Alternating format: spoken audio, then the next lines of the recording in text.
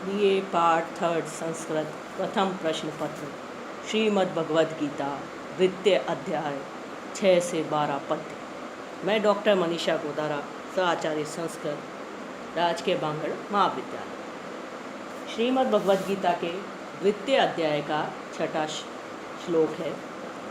न च एतद् विद्मः कत्रन्नो गर्यो यद्वा जयेम यदि वा नो जयेयु यानेव हत्वा न जिजीविषाम ते अवस्थिता प्रमुखे धार्तराष्ट्रः। अन्वय च नः कत्रत गर्यः एतत् न विद्मः यद्वा जयेम यदि वा न जयेयु यान हत्वा न जिजीविषामः ते धार्तराष्ट्रा एव प्रमुखे अवस्थिता। न विद्मः नहीं जानते हैं, गर्य श्रेष्ठ, जिजीविषाम जीवित रहने की इच्छा, अवस्थिता खड़े हैं। प्रस्तुत श्लोक में अर्जुन श्री कृष्ण से अपने हृदय में विद्यमान धर्म संशय को व्यक्त करता हुआ स्वकर्तव्य अकर्तव्य के विषय में पूछता है। अनुवाद। और फिर हम ये भी नहीं जानते कि हमारे लिए क्या श्रेयस्कर है और क्या बुरा है। हम जीतेंगे या वे कौरव जीतेंगे जिनको मारकर हम जीना नहीं चाहते। वे धृतराष्ट्र के पुत्र ही सामने युद्ध के लिए तैयार खड़े। हम ये भी नहीं जानते कि हमारे लिए क्या श्रेष्ठ है, अर्थात युद्ध करना अच्छा है अथवा युद्ध का परित्याग। फिर ये भी नहीं जानते कि युद्ध करके हम जीतेंगे अथवा वे हमको जीतेंगे। परंतु जिन बांधवों को मारकर हम जीना भी नहीं चाहते, वे धृतराष्ट्र के पुत्र तो हमारे साथ मरने मारने के लिए खड़े ही हैं। वस्तुतः युद्ध का परिणाम ऐसा ही होता है। इसमें किसी पक्ष की विजय के लिए निश्चित रूप से नहीं कहा जा सकता। अर्जुन का ये कथन युक्ति संगति है। वह अपने पक्ष की विजय के लिए अतिशय आशावादी या गर्वोक्ति करने वाला नहीं है। यहाँ वह अंत में यह भी स्पष्ट कर देता है कि उसकी इच्छा अपने ही बांधव कौरवों को मार कर जीने की नहीं है। जिजीविषा जीवितुम इच्छा जिजीविषा। गर्य शब्द से प्रकट होता है कि अर्जुन के मन में अधिकांश लोगों के अधिक सुख के समान कर्म और अकर्म की लघुता गुरुता ठहराने की कसौटी थी। पर वह इस बात का निर्णय भी नहीं कर सकता था कि उस कसौटी के अनुसार किसकी जीत होने में भलाई है। विद्मः विद धातु लट लकार, उत्तम पुरुष बहुवचन, अथवा हन कत्वा प्रत्यय, अवस्थिता अवस्था कतः प्रत्यय। सातवां पद्य। कार्पण्य दोष उपहत स्वभावः पृच्छामि त्वां धर्म सम्मूढ़ चेतः यत् श्रेय स्यात् निश्चितं ब्रूहि तन्मे शिष्यस् ते अहं शादी मां त्वां प्रपन्नहम्।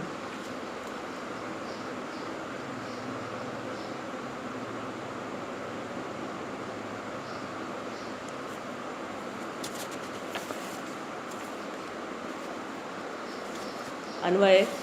कार्पण्य दोष उपहत स्वभावः धर्म सम्मूढ़ चेतः त्वां पृच्छामि यत् निश्चितं श्रेयः स्यात् तत् मे ब्रूहि अहं ते शिष्य मां त्वां प्रपन्नं शादी।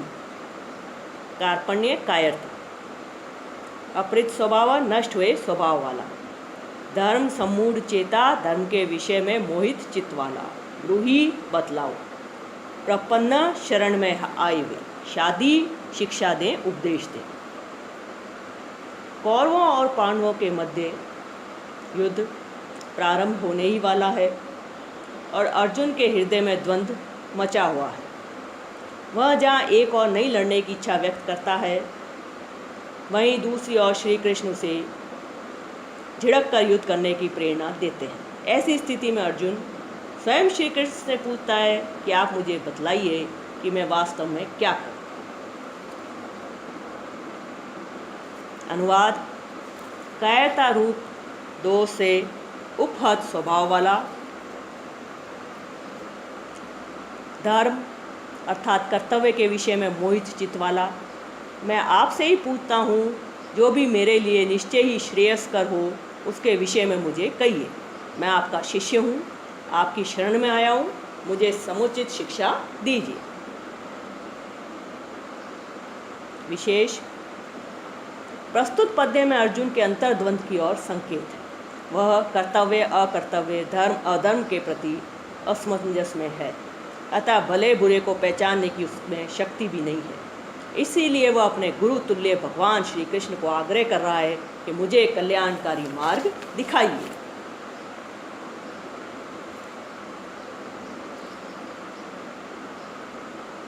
प्रस्तुत पद्य में अर्जुन श्री कृष्ण से शिष्य भाव से अपना कल्याण मार्ग पूछता है। इस पद्य में आए धर्म शब्द का तात्पर्य कर्तव्य से है। भगवत गीता में सर्वत्र धर्म शब्द अपने संकुचित अर्थ में न आकर व्यापक अर्थ में ही प्रयुक्त हुआ है। वास्तव में अर्जुन अपने आप को इस विषम परिस्थिति से उबारना चाहता है। कार्पण्य दोष या अर्जुन का कार्पण्य एक प्रकार का दैन्य ही है, जो करुणा युक्त कायरता और शोक के रूप में प्रकट हो रहा है। यह कार्पण्य बंधु नाश की आशंका से उत्पन्न हुआ है। अर्जुन किसी अभिविद्या की मांग नहीं करता, क्योंकि वह ज्ञान का अन्वेषक नहीं है। वह तो एक कर्मशील मनुष्य है, इसलिए वह कर्म का विधान जानना चाहता है। वह अपना कर्तव्य जानना चाहता है। ये जानना चाहता है कि उसे इस कठिनाई के अवसर पर क्या करना है। धर्म समूढ़ चेता धर्मेण समूढ़म चेत यस्य स बहुव्रीहि समास। त्वाम पृच्छामि पृच्छ धातु के योग में द्वितीय विभक्ति का प्रयोग हुआ। प्रपन्नम प्रपद कत प्रत्यय, ब्रूहि ब्रू धातु लोट लकार।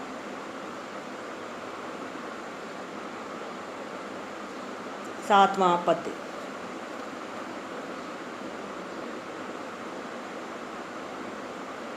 आठवां पद्य। न हि प्रपश्यामि समापन्नुद्यात् यत् शोकम उत्शोषणम इंद्रियाणाम अवाप्य भूमौ असपत्नम हृदम राज्यम सुरानामपि चाधिपत्यम। अन्वय ही भूमौ असपत्नम हृदम राज्यम सुरानाम चाधिपत्यम अपि अवाप्य न प्रपश्यामि यत् इंद्रियाणाम उत्शोषणम मम शोकम अपनुद्यात्।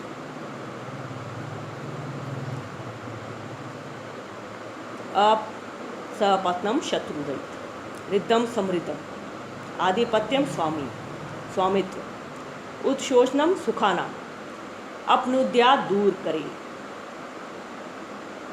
अर्जुन वस्तुतः अत्यंत पीड़ित है, जो श्री कृष्ण की शरण में आ चुका है। प्रस्तुत पद्य में वह अपनी शरणागति में कारण देते हुए श्री कृष्ण से कहता है कि निश्चय ही भूमि पर निष्कंटक धन धान्य संपन्न राज्य को तथा देवताओं के स्वामित्व को यदि मैं प्राप्त भी कर लूँ, तो मुझे वह उपाय नहीं दिखाई दे रहा है जो मेरी इंद्रियों को सुखा देने वाले मेरे दुख को दूर कर सके।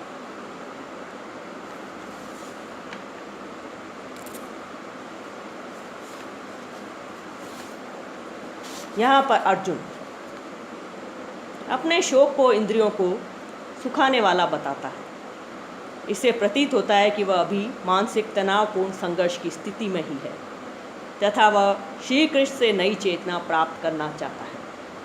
सपत्न शत्रु को कहते हैं, अतः असपत्न का अर्थ हुआ शत्रु विहीन या निष्कंटक। अमर कोश के अनुसार रिद्धम आवसितम धान्यम अर्थात रिद्ध का आशय धन धान्य संपन्न होता है। अर्जुन अपने इस दुख के समक्ष स्वर के आधिपत्य को भी हे समझता है। अर्जुन वास्तव में भगवान श्री कृष्ण से ऐसा उपाय पूछना चाहता है जो उसकी इंद्रियों को सुखाने वाले शोक को दूर कर सके तथा उसे सदा के लिए सुखी बना सके।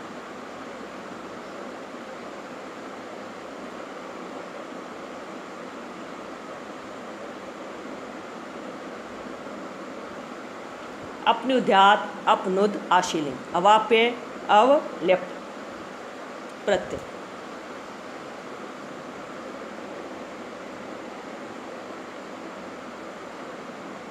नम्मा श्लोक। एवं उक्त्वा ऋषिकेशं गूढ़ाकेश परम तप न योत्स्य इति गोविंदम उक्त्वा तूष्णीं बभूव।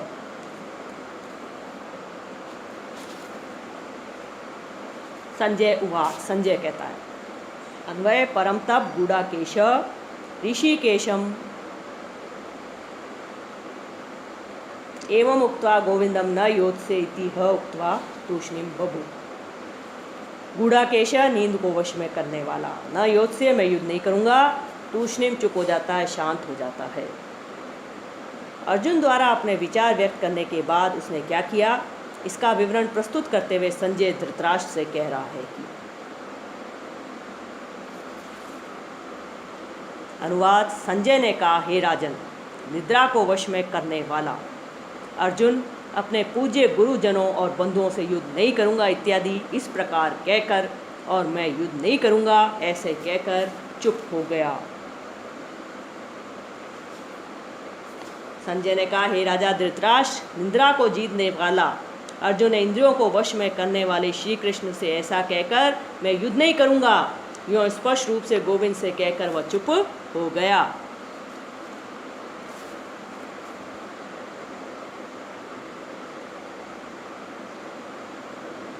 परम तप शब्द विशेषण है जो किसी भी वीर राजा के लिए प्रयुक्त हो सकता है, क्योंकि इसका शब्दार्थ है शत्रुओं को पीड़ा पहुंचाने वाला। इसी अध्याय के तीसरे श्लोक में ये संबोधन अर्जुन के लिए प्रयुक्त हुआ था, जबकि यहाँ धृतराष्ट्र के लिए। गूढ़ा का नींद को कहते हैं। गूढ़यति संकोचयति देहेन देह इंद्रियाणि स गूढ़ तम आकति प्रकाशयति इति गूढ़ा का।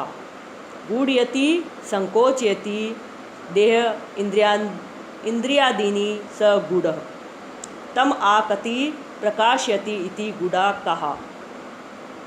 नींद को वश में रखने के कारण अर्जुन को गूढ़ाकेश कहा जाता है।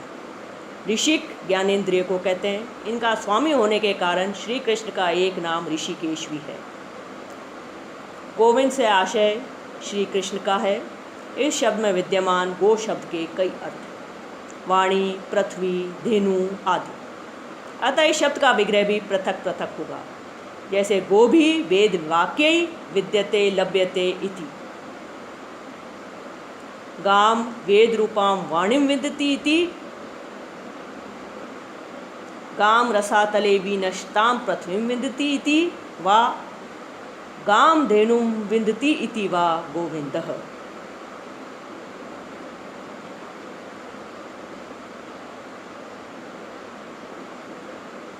उक्त्वा ब्रू कत्वा प्रत्यय। 10वां श्लोक। तमुवाच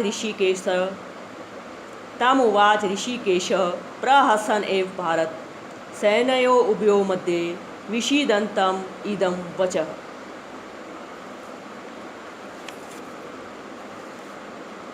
अन्वय भारत ऋषिकेश प्रहसन एव उभयो सैनयो मध्ये विषीदन्तम तम इदं वच उवाच।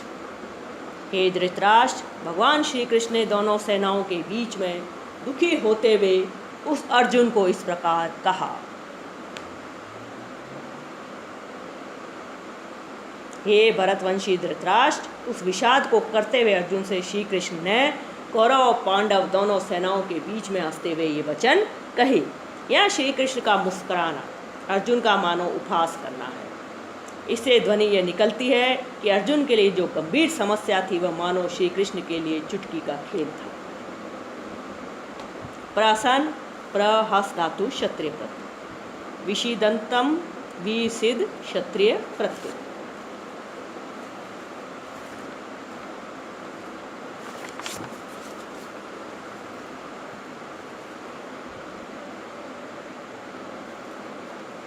श्री भगवान उवाच। 11वां पद्य।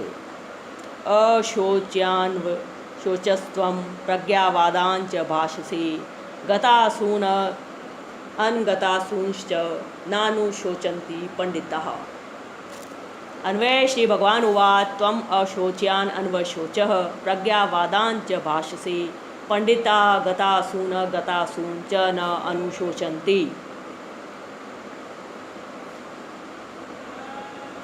श्री कृष्ण द्वारा अर्जुन को दिया गया आत्मज्ञान का उपदेश यहाँ से प्रारंभ होता है। दूसरे शब्दों में गीता का उपदेश क्रम यहाँ से आरंभ होता है। इससे पूर्ववर्ती श्लोक उपक्रम के रूप में थे और अब सांख्य का निष्ठा में उपदेश शुरू होता है। श्री भगवान बोले, अरे अर्जुन, तुम न शोक करने योग्यों के लिए शोक करते हो और बातें बुद्धिमानों जैसी कहते हो। पंडित लोग मरे हुए और जीवित व्यक्तियों के लिए शोक नहीं करते हैं। श्री कृष्ण यहाँ जीवन और मृत्यु दोनों अवस्थाओं में समान रहने का उपदेश दे रहे हैं। आत्मज्ञान की प्रस्तावना के रूप में श्री कृष्ण कहते हैं कि हे अर्जुन, तू नहीं शोक करने योग्य गुरुजनों एवं स्वजनों का तो शोक करता है और पंडितों की इसी बातें बोलता है, परंतु पंडित जन तो जिनके प्राण चले गए हैं और जिनके प्राण नहीं गए हैं उनके लिए भी शोक नहीं करते हैं। यह पंडित शब्द का अर्थ आत्मज्ञानी लोगों से है। प्रस्तुत पद्य में प्रयुक्त गतासून व अगतासून के उदाहरण क्रमशः हाथ से निकले हुए तीर के समान एवं अंजलि के जल के समान माने जा सकते हैं। व्युत्पत्ति की दृष्टि से पंडित शब्द पंडा इतच के योग से बना है। पंडा संजाता यस्य स पंडितः। प्रश्न उठता है कि पंडा किसे कहते हैं। सद असद विवेकिनी बुद्धि पंडा, अर्थात पंडा उस बुद्धि का नाम है जो भले व बुरे का ज्ञान करने में सक्षम हो। अतः पंडित वह है जिसमें ऐसी बुद्धि का उदय हो गया हो। श्री कृष्ण अर्जुन से कहते हैं कि पंडित लोग जिनके प्राण चले गए हैं उनकी तथा जिनके प्राण नहीं गए हों उनकी चिंता नहीं करते, क्योंकि पंडितों की दृष्टि में एक सच्चिदानंद ब्रह्म ही नित्य और सत वस्तु है। उससे भिन्न कोई वस्तु ही नहीं है। वही सबकी आत्मा है, उसका कभी किसी प्रकार भी नाश हो ही नहीं सकता तथा शरीर अनित्य है, वह रह नहीं सकता। वे जानते हैं कि आत्मा और शरीर का संयोग वियोग व्यवहारिक दृष्टि से अनिवार्य होते हुए भी वास्तव में स्वप्न की भांति कल्पित है। फिर वे इसके लिए शोक करें और क्यों करें।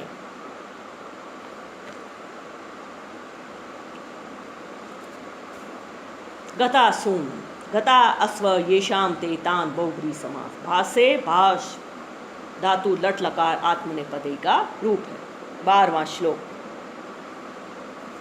न त्वेवाहं जासु नासम न त्वं न मे जनादीपा न च एवं न भविष्यामः सर्वे वयम अतः परम।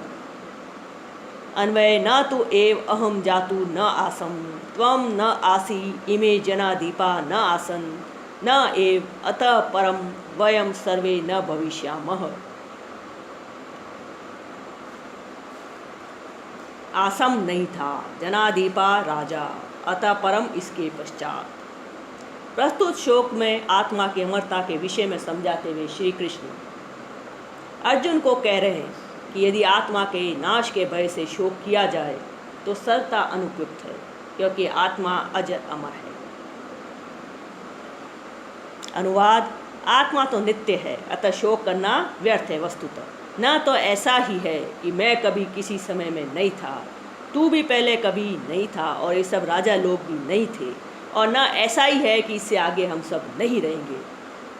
प्रस्तुत पद्य में आत्मा की नित्यता का निरूपण किया गया है।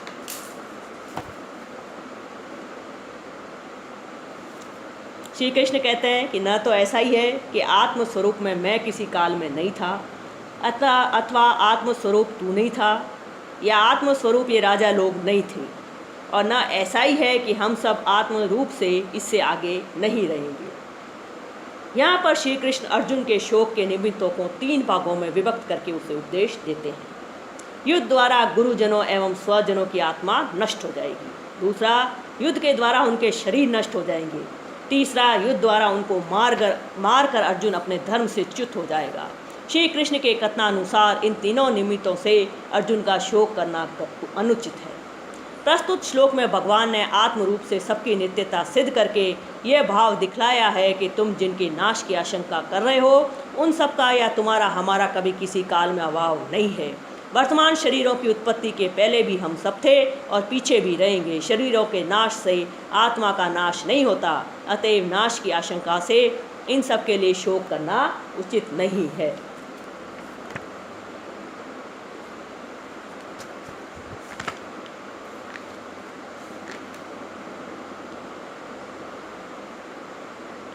प्रस्तुत श्लोक से आत्मा के अनित्यता का निरूपण करते हुए पुनर्जन्म की ओर स्पष्ट संकेत किया गया है।